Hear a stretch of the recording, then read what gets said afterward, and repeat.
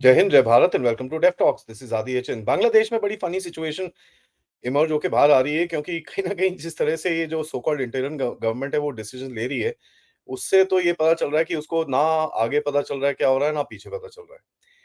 Now Americans ने जब ये रिजीम चेंज ऑपरेशन करा है, इन लोगों ने एज़ यूजुअल अमेरिका को बड़ा जमातियों से बड़ा प्यार है, इस्लामिस्ट से बड़ा प्यार है, इस्लामिस्ट को यूज़ करके इन लोगों ने ये रिजीम चेंज ऑपरेशन कर तो लिया। अब कर लिया तो फिर एक इनको चीज़ करनी पड़ेगी क्योंकि ये जमात को तो बैन कर रखा है वहाँ पर, तो जमात को तो इनको फ्री करना पड़ेगा। तो कल एक डिसीजन आया कल-परसों में कि साहब जमात को हमने अभी अनबैन टाइप कर दिया है और जमात वाले अभी इलेक्शन भी लड़ पाएँगे, ये भी कर पाएँगे, वो भी कर पाएँगे। सब कुछ उनको अभी मेनस्ट्रीम करने की कोशिश की गई है। नाउ बड़ा इंटरेस्टिंग है अगर आप इसको देखें जमात का जो मेन रोल रहा था इस पूरे प्रोटेस्ट के अंदर was to create the chaos, was to create the violence और वो सब जो भी चीज़ें हुई हैं, वो इनकी पूरी रिस्पॉन्सिबिलिटी थी। ठीक है, तो अब करिए देखिए इन लोगों को अब आप थोड़ा-सा मैं आपको पीछे लेके जाता हूँ। थोड़े टाइम पहले हमने न्यूज़ सुनी थी कि एक सुप्रीम कोर्ट जस्टिस को जो चीफ जस्टिस हैं, उनको रिज़ाइन कराया था। ये प्रोटेस्टर्स ने एकदम इकट्ठा हो गए थे वहाँ पर एकदम उनको सराउंड-वराउंड करके उनको बोला जी भई आप यहाँ से नौकरी-वोकरी छोड़ दो, आप यहाँ से चले जाओ। तो ये अब समझ में आ रहा है कि भई उनको क्यों निकाला गया था क्योंकि I guess somewhere down the line अगर आप 2+2 करने की कोशिश करें तो आपको दिखता है कि कहीं न कहीं जुडिशरी से कुछ ना कुछ रेजिस्टेंस होगी कि भई जमात को अनबैन नहीं कर सकते क्योंकि उनके ऊपर टेररिज्म के चार्जेस हैं। तो अभी उसको अनबैन करा है और ये जो नई गवर्नमेंट है उन्होंने बोला है कि साहब इनके ऊपर कोई टेररिज्म चार्जेस नहीं है और सब कुछ एकदम क्लियर है। जमात का जो रोल है बांग्लादेश के अंदर 1971 के टाइम पे अगर आप देखें 70-71 के टाइम पे अगर आप देखें, तो ये प्रो पाकिस्तानी और जो जितना भी वहाँ पर पोग्राम हुआ था, जितने लोगों को मारा था, जितने औरतों को रेप किया था, ये सब कुछ जो किया था, ये जमात के साथ और जमात ने भी किया था। पिछले साल इन लोगों ने एक आंदोलन टाइप निकालने की कोशिश करी थी, जहाँ पर ये लोग शरिया लॉ माँगते थे, भई बांग्लादेश में पूरी तरह से शरिया लॉ आना चाहिए और ये चीज़ उन्होंने पिछले साल बड़ी ज़ोर से माँग करी थी। उसके बाद ये नई गवर्नमेंट ने अल-कायदा जैसे कल रात को पथिक जी भी बता रहे थे और मैंने भी 1-2 दिन पहले चेंज करा था। अल-कायदा का जो एक एफिलिएट ऑर्गनाइज़ेशन है हिज़्बुल तहरीर और ऐसे-ऐसे ऑर्गनाइज़ेशन के जितने भी बंदे जेल के अंदर हैं, उनको भी बाहर निकाल दिया है। तो कंप्लीट पूरा इस्लामिस्ट जो है इस टाइम पे रोड कंट्रोल करेंगे, स्ट्रीट्स कंट्रोल करेंगे और कहीं न कहीं ये गड़बड़ आगे चलेगी। नाउ अब ये हमको पता है कि देखिए ये जो भी वायलेंस-शायलेंस हुई बांग्लादेश के अंदर तो लोग तो बोलते हैं भई पुलिस ने फायरिंग करी, आर्मी ने फायरिंग करी एंड ऑल दैट स्टफ। जो लोग आपको ये नहीं बताते कि भाई दूसरी तरफ से भी फायरिंग हुई। दूसरी तरफ से भी फायरिंग हुई, वो करी है जमात वाले लोगों ने। और यहाँ पर हमको अभी डिटेल्स पता चली है कि एक शमी मोहम्मद करके एक बंदा है जिसने बेसिकली जितने भी वेपन्स और एम्युनिशन जो उस जगह पे यूज़ होने थे, वो आईएसआई का काम करता है। उसको वो बेसिकली मलेशिया और कतर के बीच में रहता है। उसके घर हैं इधर-उधर और वहाँ से पूरी वेपन्स और एम्युनिशन बांग्लादेश में अंदर लाई गई। तो he was the main guy who was doing all this. Issue ये है कि देखिए अमेरिकन्स का तो ऐसा है, अमेरिकन्स को तो शौक है इस्लामिस्ट से काम करने का। आप देखिए, मैं आपको थोड़ा हिस्ट्री में लेके जाऊँ तो तालिबान किसने क्रिएट किया? आईसिस किसने क्रिएट किया? तो यहाँ पर भी देखिए अभी पाकिस्तान से इतनी अच्छी दोस्ती है इनकी। ये पूरे लोग अभी इस टाइम पे by the way let me just actually add to this. इस टाइम पे जो पाकिस्तान में आईएसकेपी है, जो पाकिस्तानी आईएसआई कंट्रोल करती है, उसको भी कौन शरण दे रहा है और उसका यूज़ कर के कहाँ-कहाँ पर अटैक हुए हैं, रशिया में, ईरान में, फिर से रशिया के अंदर, तो ये चीज़ें आपको भी पता है ये चल रही हैं। तो ये चल रही हैं दैट मीन्स अमेरिकन्स का जो इस्लामिस्ट से बड़ा प्यार है। अब देखिए साइनो वहाबी लेफ्टिस्ट जो लॉबी है उसमें से साइनो को तो थोड़ा साइड में कर लीजिए क्योंकि साइनो की थोड़ी हालत इस टाइम पे खराब है। बट जो वहाबी लेफ्टिस्ट लॉबी है वो तो बड़े अच्छे दोस्त हैं एक-दूसरे के। एक-दूसरे की यू नो आगे ऊपर लेके जाते हैं एक-दूसरे के मोटिव्स को। तो अमेरिकन्स का ये है कि भई वो इस्लामिस्ट को यूज़ करते हैं अपने गोल्स को अचीव करने के लिए। तालिबान को यूज़ करा आपने सोवियत यूनियन को निकालने के लिए, आईएस को यूज़ किया था जो हाथ से निकल गया उसके बाद बशर अल असद को निकालने के लिए, तालिबान भी आपसे हाथ से निकल गया था। नो ये चीज़ें ये बार-बार करते हैं और बार-बार इन चीज़ों में फँसते हैं। यहाँ पर भी इन्होंने जमात का यूज़ करा है और अब ये लोग फँस गए हैं। फँसे बड़े इंटरेस्टिंगली हैं, जमात को जब अनबैन करा उन्होंने एक प्रेस कॉन्फ्रेंस टाइप करी वहाँ पर एंड अगर आपको याद होगा ये जमात के जो चीफ हैं, ये इनके अंडर में जो एक इस्लामिस्ट फोर्सेस हैं बांग्लादेश के अंदर, वो बोलते हैं भई इसको ज़रा अमीर टाइप, अमीर-ए-मोमिनीन टाइप ऐसे कुछ बना दो इसको और कैलिफेट वहाँ पर खड़ा कर दो, खलीफ बना के इसको वहाँ पर खड़ा कर दो। इनके जो सीनियर लीडर्स हैं, उन्होंने कल एक प्रेस कॉन्फ्रेंस करी। अब प्रेस कॉन्फ्रेंस में ऐसी-ऐसी चीज़ें बोली कि मैं भी दंग हो गया यार, ये क्या है भाई? मैं तो बंगला में देखा, उसके बाद 3-4 जगह से ट्रांसलेट करा के भी पूछा, भई ये सही में ये भाई ये बोल रहा है? आपको ये जान के हैरानी होगी, कहते हैं भैया भारत हमारा बहुत अच्छा दोस्त है, बांग्लादेश को भारत ने बहुत हेल्प करी है, भारत के बिना बांग्लादेश का बहुत मुश्किल है और हम भी अपील करते हैं कि भारत को सर प्लीज़ हमारी थोड़ी हेल्प करिए इस टाइम पे ये क्राइसिस के अंदर क्योंकि हम आपके बिना नहीं जी पाएँगे। मैं भी इधर-उधर देख रहा हूँ यार ये हुआ क्या भाई? ये जमाती बोल रहे हैं कि क्या हो रहा है? ये बेसिकली है ये पॉलिटिकल स्टेटमेंट देने की बात कर रहे हैं but just the share factor कि इनके मुँह से ये वर्ड्स निकलते हैं इज़ क्वाइट इंटरेस्टिंग। अब ये केओस तो पूरा स्ट्रीट पे बांग्लादेश की स्ट्रीट में है ही, हर रोज कहीं न कहीं कुछ ना कुछ इश्यू होता रहता है। अभी तो वहाँ पर फ्लड्स हो रखे हैं बुरी तरह से और फ्लड्स के चक्कर में अगर आप देखिए, कितना इन लोगों ने नैरेटिव बनाने की कोशिश करी कि साहब भारत ने ये कर दिया, भारत ने वो कर दिया। उस दिन बोला भई त्रिपुरा से बोल खोला, उस दिन बोला फिर वेस्ट बंगाल से खोला, कभी यहाँ से खोला, कभी वहाँ से खोला। ये सब चला जा रहा है और वहाँ पर वेस्टर्न मीडिया के जर्नलिस्ट एक एक बोट के ऊपर बैठ के सीएनएन की एक जर्नलिस्ट बोलती है, देखो जी पानी भरा हुआ है। लोग बोलते हैं भारत ने कर दिया, भारत को थोड़ा देखना चाहिए।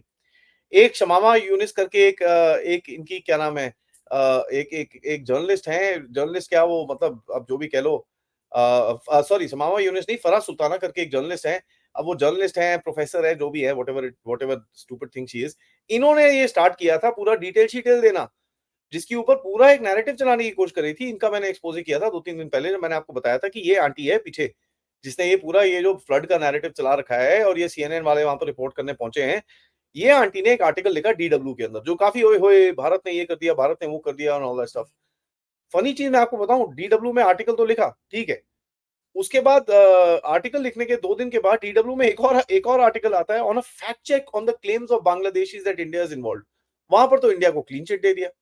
तो ये मेरे को समझ नहीं आया भई, डीडब्ल्यू को थोड़ा नट-वट थोड़े लूज़ हो गए कि किसी ने आके टाइट करे, मेरे को समझ नहीं आया।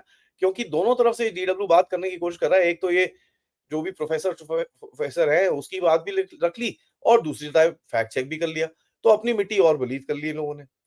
तो देखिए यहाँ पर ये जो पूरा एक पॉलिटिकल नैरेटिव सपोर्ट बांग्लादेश को दिया जा रहा है, जस्ट टू इंश्योर कि भई भारत के कहते हैं जो राइट विंग फैसिस्ट हैं, जैसे आप और हम लोग हैं जो सुन रहे हैं, तिलकधारी जो लोग हैं, वो तो भैया बांग्लादेश में ऐसा इन्होंने नैरेटिव चला रखा है कि भैया ये मतलब बेचारे पूरे छोटे से बांग्लादेश को तंग करके रखा हुआ है भारत के अंदर। और ये चीज़ आपको बार-बार न्यूज़ के अंदर मिलेगी कि right wing nationalists in India are creating propaganda against Bangladeshis. तो जो हम आवाज़ उठा रहे हैं हिंदुओं के अगेंस्ट में, इनकी इतनी हालत खराब हो रखी है कि साहब they are not able to counter it, तो हमको बेसिकली डिसइन्फॉर्मेशन आर्टिस्ट बना के इन लोगों ने आगे चिपका रखा है। यहाँ पर ये इतनी खराब हालत है इनकी कि भैया हमको तो लगता था कि बीएनपी और जमात की बड़ी अच्छी दोस्ती है। यहाँ पर कल जमात के अनबैन होने पे बीएनपी वालों का स्टेटमेंट आया कि साहब ये जमात वाले पागल हैं, इनसे तो खुद इलेक्शन कभी जीत नहीं पाएँगे ये लोग। They can't do anything on their own, ये तो बेवकूफ हैं, ये है, वो है। उनको बड़ी गालियाँ निकाली इन लोगों ने। मैं बोला यार ये क्या हो रहा है भाई? तो जितनी भी कैलकुलेशंस अबाउट इंटरनल पॉलिटिक्स थी, कल वो पूरी-पूरी धीरे-धीरे करके फेल होनी शुरू हो गई। जमात जो एकदम एंटी इंडिया है, वो प्रो इंडिया स्टेटमेंट दे रहा है। बीएनपी जो प्रो जमात है, वो आपस में लड़ना शुरू हो गए। यहाँ पर जमात ने भी आके बोल दिया कि साहब ऐसा है, आपको क्या पता क्या करना है, आप तो कुछ भी नहीं कर सकते। आपके अंदर तो कैपेबिलिटी नहीं है, तभी तो शेख हसीना ने आपको डंडे मार-मार के साइड में करा हुआ था। तो कहते हैं ना जमात को निकालने के बाद बांग्लादेश का पूरा पॉलिटिक फ्लिप हो गया है और सबको समझ में आ रहा है भैया ये एक थर्ड फैक्टर आ गया अभी बीच में। नहीं तो था क्या? आर्मी था, बीएनपी थी, अवामी लीग वाले बेचारे साइड में हो रखे हैं। इस टाइम पे बीएनपी को लग रहा था यार हम चैंपियन बन जाएँगे। जहाँ जमात बाहर निकली इनका पत्ता कट गया। इनका पत्ता कड़ा कटा तो फिर भैया पंगे होते हैं।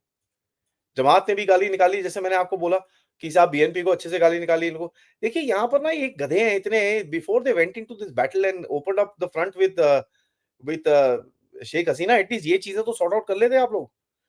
बट क्या करें, अकल तो है ही नहीं। अब मैं ये जो नए यूनुस साहब हैं, इनसे मैं सवाल पूछता हूँ, यार शेख हसीना पे कोई आपने मर्डर चार्ज लगा रखा है, ये लगा रखा है। अवामी लीग जो पार्टी है उसको ज़रा बैन करो। बैन द डैम थिंग यार। आप में इतना दम है तो बैन करिए।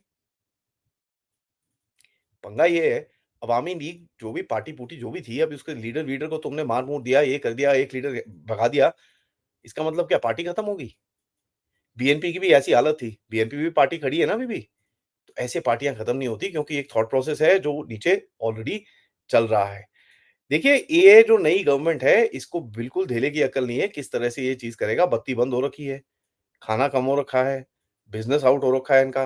तिरुपुर में तो तिरुपुर, कोयंबटूर एरिया के अंदर तमिलनाडु में, बिहार में, उड़ीसा में लोग लोग तो भंगड़े डाल रहे हैं यार, भैंस क्या पूरा उठ के जो जितना भी आपका सामान था, जो बांग्लादेश में बनता था, वो सारा इधर पे आ गया है। ऑलमोस्ट 80-90% लोग कई लोग बोलते हैं कि भाई इतना तो ट्रांसफर हो ही चुका है। तो कहीं न कहीं बांग्लादेश की सोशल मीडिया को अगर आप एनालाइज़ करें, मेरे पास 1-2 दोस्त हैं जो मेरे को वो बांग्ला पढ़ सकते हैं, तो वो मेरे को हेल्प करते हैं इसमें। वहाँ पर अभी ये एंटी न्यू गवर्नमेंट स्टेटमेंट्स आने शुरू हो गए हैं जनता के बीच में से, कोई लीडर-लूडर नहीं है। जनता ये बोल रही है, अभी एक सिम्पैथी वेव आनी शुरू हो गई है अवामी लीग के अंदर। कई लोगों के अंदर ये भी एक फैक्टर आ गया है कि साहब ये तो बेवकूफ़ हैं, इन लोग ये क्या कर रहे हैं, वो पहले जो थी वो तो ठीक थी। कम से कम हमको खाना-पीना, कम से कम एक बेसिक लॉ एंड ऑर्डर कुछ तो था हमारी स्ट्रीट में। यहाँ तो जंगल राज बना हुआ है, 2-3 हफ्ते हो गए भैया कुछ हो ही नहीं रहा। तो ये चीज़ें भी अभी बाहर आनी शुरू हो गई हैं। कई लोग जिनके पास भारत के वीज़ाज़ वैलिड वीज़ाज़ हैं, वो इधर-उधर ट्रैवल भी कर रहे हैं, वो बोल रहे हैं यार ये तो भई ये तो कहानी उल्टी है। हमको जो उधर पे बता रहे हैं और जो यहाँ पर हो रहा है वो तो कहानी उल्टी है यार, ये क्या हो रहा है? तो ये सवाल भी उठने शुरू हो गए हैं। जिस तरह से मालदीव्स के अंदर एक लाइटली बोलूँ धर्म परिवर्तन होता हुआ 2-3 महीने के बाद दिखा, यहाँ पर तो 2-3 हफ्ते के अंदर आपको दिख रहा है। एक देखिए अब मैं आपको ये बड़ा क्लियरली बताऊँ कि देखिए ये जो इंटरिम गवर्नमेंट है, इनको बोला गया था भई इलेक्शन कराओ। अभी पंगा क्या है कि यही आउटलेट जो अभी प्रो बांग्लादेश प्रोपेगेंडा चला रहे थे, जैसे ये डीडब्ल्यू है, ये है, वो है। ये लोग ही सवाल पूछना शुरू हो गए कि साहब ये गवर्नमेंट इलेक्शन करने वाली है कि नहीं करने वाली? क्योंकि इन्होंने तो आके बोल दिया भई कोई अभी इलेक्शन विलेक्शन नहीं होने वाला। हमको तो 5-6 साल लगेंगे पूरा पूरा रिफॉर्म करने में। अब एक 84 साल का आदमी है, जो एक कुर्सी पे बैठा हुआ है, कहता मेरे को 6 साल लगेंगे रिफॉर्म करने के लिए। बड़ा लिखा के आया है यार तू ऊपर से। बात तो वही दिखती है ना आपको। तो भैया ये जो सिचुएशन है, ये लोग अगर आप देखते हैं इन्होंने रेजिम चेंज तो कर दिया, ठीक है। लेकिन उसके बाद का प्लान क्या है, वो किसी पाकिस्तानी ने बनाया है, वो आपको दिखता है क्योंकि वो उसके बाद का कोई प्लान ही नहीं बना। पाकिस्तानियों का ना जो एक बड़ा ट्रेडिशनल सा बड़ा एक कैरेक्टरिस्टिक है कि ये पहला कदम ऐसा स्ट्रॉन्ग लेते हैं, भैं बड़ी हेल बंदा ही जमा यार, बड़ी जबरदस्त कदम है। आप जितने भी अटैक्स जो भारत के ऊपर हुए हैं, आप देख लीजिए। ऑपरेशन जिब्राल्टर जिब्राल्टर बड़ी नाम ये वो एंड ऑल दैट बड़ा जबरदस्त ऑपरेशन स्टार्ट करा लेकिन क्या हुआ? फुस। कारगिल स्टार्ट करा, क्या हुआ? फुस। फर्स्ट स्टेप ये लोग लेते हैं लेकिन स्टेप सेकंड स्टेप में क्या बोलते हैं? कोई कुछ होगा नहीं, हम देख लेंगे, हम ये कर लेंगे, हम वो कर लेंगे। ये टिपिकल पाकिस्तानी नैरेटिव है और ये आपको पता चलता है, यही पाकिस्तानी नैरेटिव ये जो स्टेट डिपार्टमेंट के टट्टू हैं, जो जो लोग रेजिम चेंज करते हैं, ये भी इसी नैरेटिव के प्लेयर्स हैं। ठीक है? तो ये पॉलिटिकल क्राइसिस अभी तो स्टार्ट हुई है, ये स्टेटमेंट तो कल ही आए हैं, जमात का तो अभी रिलीज़ हुआ है और बीएनपी और जमात के बीच में झगड़े तो अभी हुए हैं। और रात में अगर आप देखें वहाँ पर अभी स्टूडेंट्स और आंसर फोर्सेस ये इस विंग से, उस विंग से ये झगड़े ऑलरेडी शुरू हो चुके हैं। ऐसा होना चाहिए था कि साहब रेजिम चेंज हो गई, हसीना को भगाना था आपने, हसीना को भगा दिया आपने। अब तो यार झगड़े क्यों कर रहे हो? अब प्रोटेस्ट क्यों हो रहे हैं? बिकॉज़ कहानी अभी खत्म नहीं हुई है। इसी बात में इसके ऊपर मैं हमेशा नज़र रखता रहूँगा, आपको अपडेट करता रहूँगा। ये वीडियो को लाइक करिए, सब्सक्राइब करिए चैनल को अगर आपने नहीं करा है। Most importantly share this with your friends and families. आप लोग इस चैनल की तरफ कंट्रीब्यूट कर सकते हैं यूजिंग द क्यूआर कोड या फिर पेपैल या फिर सुपर स्टिकर, सुपर चैट्स। आज दोपहर में हम बात करेंगे अभिषेक तिवारी जी से, जो हमको बताएँगे बंगाल में पॉलिटिकली क्या हो रहा है। एंड रात को बात करेंगे मेजर जनरल प्रदीप सिंह से, जहाँ पर यूक्रेन में अभी थोड़े मिक्स्ड सिग्नल से आने शुरू हो गए हैं। कहीं न कहीं ये यूक्रेनियंस को कहीं अकल आनी शुरू हो गई कि साहब हमारा तो डब्बा गोल होने वाला है। ये ज़ेलेंस्की तो बेवकूफ़ है यार, ये तो मरवाएगा हमको। ये भी कहीं न कहीं अभी एक नैरेटिव निकलना शुरू हो गया है। तो उसके बारे में कल आज रात को बात करेंगे। तब तक के लिए जय हिंद, जय भारत।